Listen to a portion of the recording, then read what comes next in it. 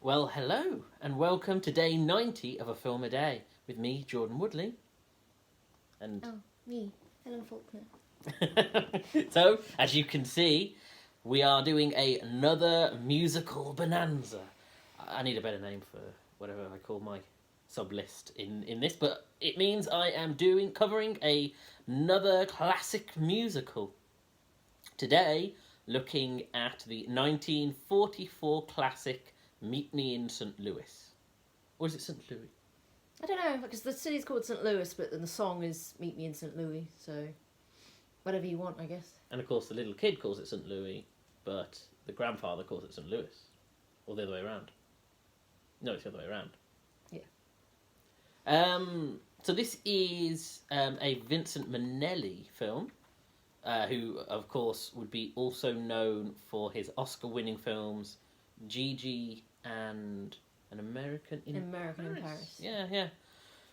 And this is fun, interesting. I got real Brady Bunch vibes from it.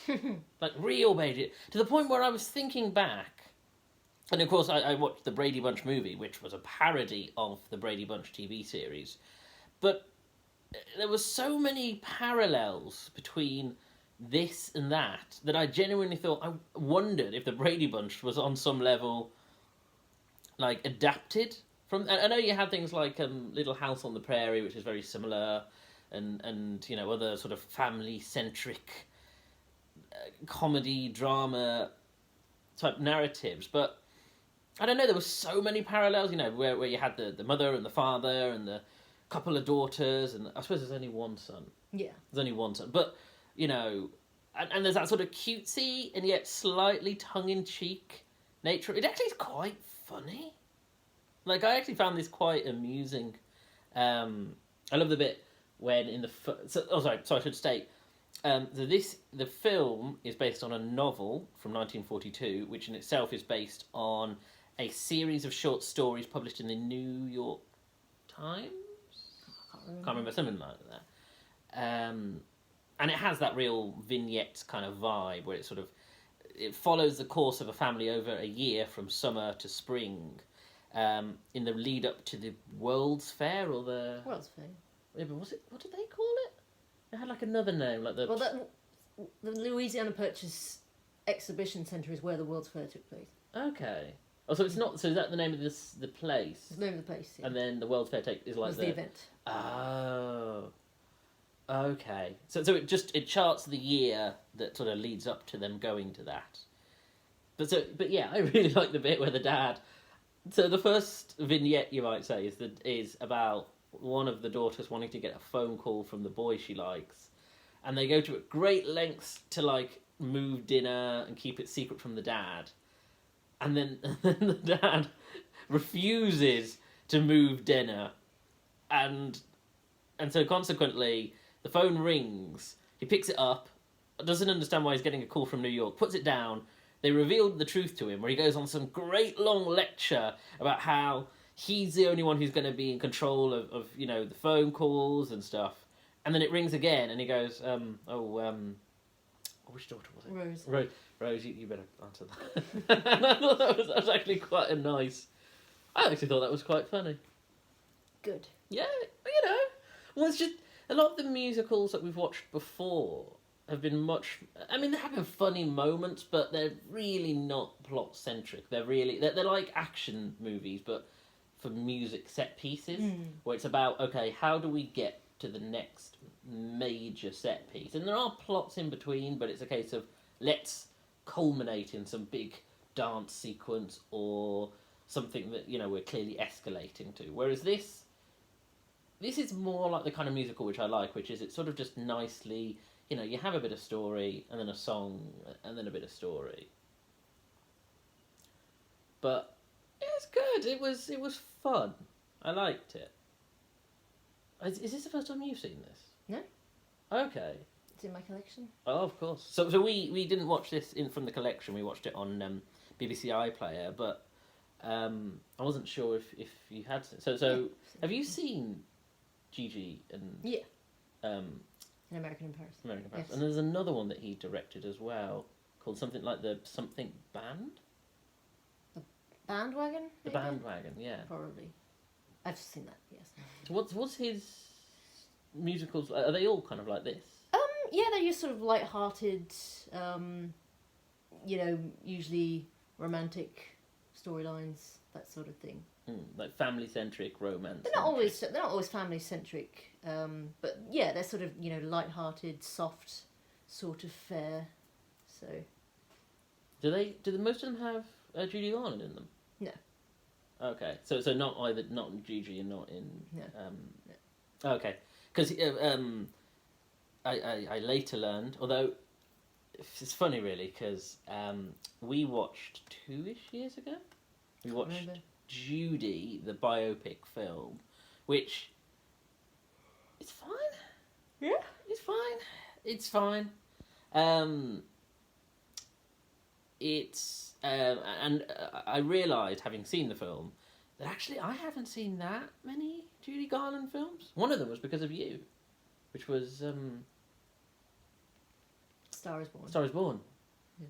But other than that, I mean, Star is Born and Wizard of Oz, I don't know if I've seen that many Judy Garland films, you know. Well, we'll have to make up the time. Yeah. I assume you've cleared the gamut, Judy. She's one of those ones where you look through her filmography and go, yeah, I've seen like 60. I think I can only think of one more that I've got in my collection off the top of my head, and that's Easter Parade, where she was opposite Fred Astaire. Judy Garland and Fred Astaire. What's that like compared to Ginger and Fred? Is Judy a nice... Yeah, they have nice chemistry on screen. Was Ginger in that one? No. So she was almost like the stand-in for Ginger. No, not stand-in, because I think they'd stopped making... But at that time, they weren't making films together. Oh, was this during that big gap that you told me about last time? I can't remember. I can't remember. But yeah, Judy Garland was quite... I'm sorry to say, but I thought she was fine in this. she didn't really stand out. She was just sort of one among... Well, she was the biggest star in the film, but at the same time, it was because it was family-centric. You had lots of different storylines. Well, not lots, but... there's a whole set piece which doesn't have even any adults in it, because it's all about the kids out and about trick-or-treating and enjoying Halloween. I quite like the fact that there's something... And maybe this appeals to me, the structure of using yearly events throughout the year to kind of denote time as a structure. Because it's sort of like, okay, we're now at the... it's the summer thing, and then we're at the Halloween event, and then the Christmas event, and then it just gives me... It gives it a nice pacing to it, so it doesn't feel like it's dragging too much. Whereas, and with the whole vignettes thing, it means that you can have like 15 minutes dedicated to the kids, or 20 minutes dedicated to Esther and her romance with John, or Rosa and her romance with several different men. Is it several different men? Yeah, she's seen being romanced by at least 3. I can't remember which one she ends up with. That's terrible. I can't either. No, I mean, it's not really that important. I suppose it's just sort of nice. She doesn't end up engaged either, does she? Yeah, I think so. Yeah. Oh, does she? He's the guy who comes in at the end and says something like "I love you" and then walks out and goes, Oh, yeah. "Who's that?" Yeah, that's a good point. It's the fact that he comes in, makes the big declaration, and then it's like, "Well, bye now." It's like, okay, and then the dad says something like, "I like that man. He'll do," and it's like, who was he?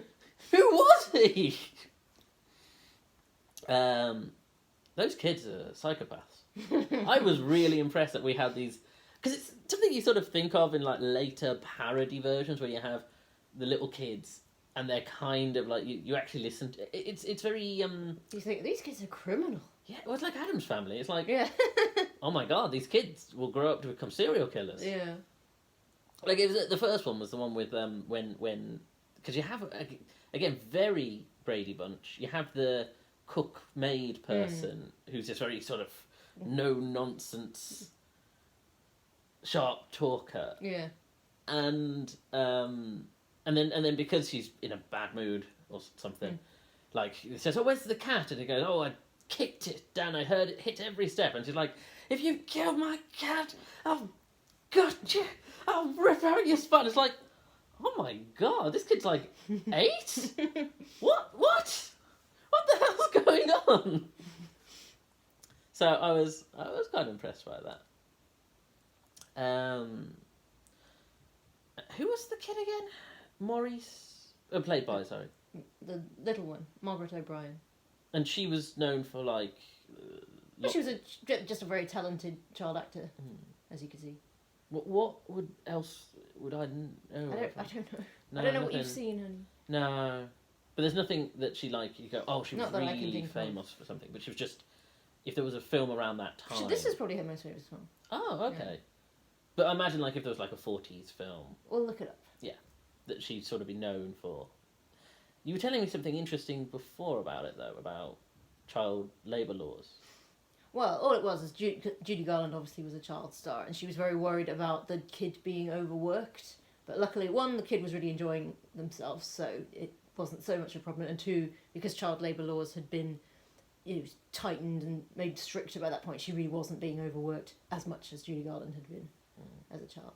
That's something else that Judy probably slightly mires my experience of this, is having the film, Judy, is because it's with MGM, this film. Yeah. And, of course, goes on to be married to Vincente Minnelli. Well, she'd already been married at that point. To or to someone else? To someone else. She was 21 at the time when she made this. But the fact that, obviously, she had quite an unhappy life and a really troubled relationship with film productions and stuff, where it's like, it does that thing where it's like, oh, we're so happy and having so much fun, and it's like... Well, if it helps, this was one of her favourite films, partly because even though she was playing a teenager, she said, I don't want to be typecast as a child, so they deliberately, in a nice way, made her look very glamorous for this film, and sort of did her makeup the way an adult would do their makeup, and brought out her eyes and did her eyebrows in a more mature style, so that she could feel a bit more mature. Yeah, it's funny, really. I suppose Judy Garland was playing a child or young woman quite a lot. You don't really think of it because, I don't know, because, again, it's sort of the timelessness of her. Also, it was Technicolor, this. Yeah. Is that, like... this is really demonstrating a flaw in my knowledge of filmmaking. The Technicolor thing in the 30s and 40s... that wasn't a common practice at that time. Well, colour film at the time was quite expensive, so it had to be a high budget film. But Technicolor was the first colour film that colour film had existed before, but it wasn't as vivid and wasn't as bright and didn't bring out the colours quite so much. Because, of course, with Wizard of Oz, I remember them saying about, Technicolor, and they go from the black and white to the brightness, and I could kind of grasp what that meant, but I've never delved into sort of what the fundamentals of Technicolor are, so it's quite interesting that obviously that's, one of those big things of the time where they're like, oh, this film's a Technicolor film, oh god, Was there anyone else who was big in this? No one else I really recognised. I'll get back to you. Fair enough. Also, a bunch of songs I know, which I was impressed by. Songs I actually know from outside of music. Well, kind of. What are they? There was the wagon song, the trolley song. Sorry. Which unfortunately, if I don't know something, as I've said before, I know a lot of historical events and characters from Doctor Who. If there's something which is easily parodied, or if there's a cultural reference, there's a very strong chance I'll know it from The Simpsons, because I know the trolley song specifically from the Treehouse of Horror Simpsons episode with where Homer ends the world and he ends up on the spaceship. And it's just like, and he's on the wrong one, the one where they're sending it to the sun because it's got like a bunch of people who are really unpopular. And so him and Bart just shoot themselves to avoid having to listen to them singing. And then, have yourself a very Merry Christmas. Merry Little Christmas. Merry Little Christmas. They were both Judy Garland. Well, they were written for the film, yeah. Yeah. But she sings that, and is that the version? No, I think she re-recorded it. So. Oh, okay. And then there was another one that she really championed for, and I can't remember which one it was because it was. Okay, so there is one other thing. You know the Meet Me In St. Louis song? Yeah. It's the worst song. I like it. I didn't. It's cheerful and nice. It is, but it's not. The lyrics are a bit rubbish, and the melody Yeah, is a but bit. the idea of it is it's supposed to be a song that, a popular song at the time that everybody's singing, so it's not supposed to be difficult or challenging. I know what you mean, because that's what they do, I suppose, is they keep jumping from character to character singing it, and it's like an old man to a child, but I don't know, of all the songs, it's actually the one I really like the least. Like, I really like the least. Okay. I know. Terrible. And there's a really nice dance sequence in it with the... Skip to My Lou, My Darling. Yes. That was another song, Yes. you would have known. I don't know if that one was written for the film. I feel like that might have been a popular song anyway. Yeah. That they just included. Yeah, but it has a really nice dance sequence to it where they're all dancing to get, sort of... and I don't know, it just has this sort of... I don't know, the transition between the songs and the sequences and the scenes are really, really nicely done. It feels much more organic than some of the musicals have been, where it just feels like, okay, you're clearly ratcheting up to... You'd probably like, if you wanted to watch another Vincent Minnelli musical, you'd probably like Gigi. It's very nice. You said it was quite French, Gigi. It has a real French film. French actors. Is it French language? No, but it's set in France. And about French people. Oh, cool. And again, it won him an Academy Award, so... Yeah, it's a lovely film. Okay, well, we'll put that on the list, because I think that might be worth review. Again, it seems like a thing that might really suit my tastes. I don't know if there's much more to say about this one. Have you got any facts or interesting things? No, I really liked it. Good. I'm rather pleased. So It's funny, because I didn't think you would. I thought it would be a bit too soft for you. It's fine. It is quite soft, but it's... I don't know. It's not... I mean, only insofar as the big conflict in it is the dad's going to move the family, and of course they don't want to move because they love St. Louis, and then he just sort of changes his mind at some point, realising it's making his whole family unhappy. He does have a punchable face. Like, he has such a... Because everything he does is that really... And it's almost knowingly doing it, like misogynistic, well, I am deciding what we're going to be doing for everyone. Yeah, but then he folds when he realises... He does, but he does it in such a punchable way, where you're just like, oh, you're just such an arrogant man. And there is the sequence, I have to say, the sequence where the kid runs into the snow and just starts breaking the snowmen up is like... It's really good, because it's just like, oh my god, like... again, the kids. I think we've talked before, I've talked in other videos before about how kid acting is... It's a difficult... it can be very hit and miss, child actors. And these ones, I mean, I have to say, across the board, I think these ones were pretty good. I think... I'd say these ones really... it was a really well... This is a nice ensemble family. That each character does feel like they have a distinct person. Possibly the son is the only one who I feel like is a bit bland. He doesn't really have much of a... Well, he's only in it for about half of it. He's not in it as much as the other family. Well, where was he? Because he's away at college. Oh, yeah. I just found him a bit bland, and I didn't even realise he'd disappeared for sections. But yeah, I think it was a really nice ensemble piece. I think it's a really good, well balanced, thing, and I think maybe that's what makes it work for me. Good. So it doesn't need to have that high level of drama. And it's also not too long as well. Yeah, that's true. Because you're complaining about long films. It's no Star is Born, Judy Garland version, which is, what was that, 2 hours and 40 minutes? Yeah, something like that.